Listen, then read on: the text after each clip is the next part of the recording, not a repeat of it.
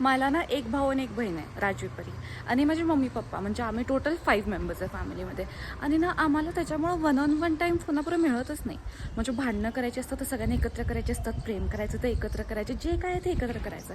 म्हणून मला जेव्हा एकटा टाईम मिळतो ना माझ्या मम्मीबरोबर, जसं आज मी आणि मम्मी बाहेर चाललो कामं करायला, पण मी खूप खुश आहे त्याच्यात. असं काही जास्त कामं आम्ही केली नाही आहेत, पण हा उन्हाचा तडाखा आहे तो मला सूट होत नाहीये बिलकुल. तू हे का उघडलंय? मम्मी ह्यानी काही ऊन लागत नाही ग.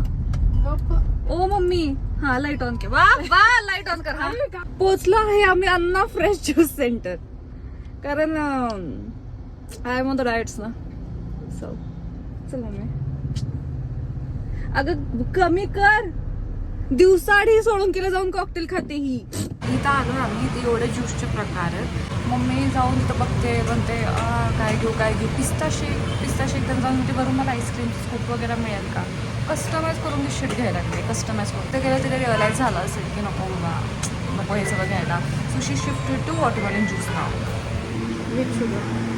Watermelon juice with sugar. एक तर ना मी तुम्हाला सांगते, माझ्या घरी ना डाएट होणंच इम्पॉसिबल आहे. इथं ज्यूस प्यायला गेलो, त्याच्या साईडला ड्रू फ्रुट्स, तिथून कोथिंबीरची वडी घ्या, उकडीचे मोदक घ्या, खोबऱ्याची वडी घ्या, काय म्हणजे हेल्दी इटिंग नावाचा प्रकारच नाहीये. एनिवेज, हे असंच माझं आयुष्य चालत राहणार आहे. Thanks for being a part of it. Thanks for watching.